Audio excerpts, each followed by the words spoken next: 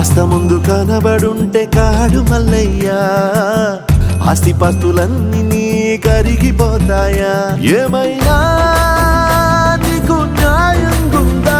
ఈ పైన నిన్ను వదిలేదుందా? ఎట్టగెట్టనో తల తిరిగి ఒగసిన పాపమంత కరిగి శివయ్యాని సిగముడిలా సెక్కుకుంటిరా. బొమ్మని ఇదిలించిన, కసురుతూ కదిలించిన, శూలముతో పొడిచిన, పాములు కరిపించిన, నిన్నొదిలితే నా పేరిక తిన్నడే కాదురా.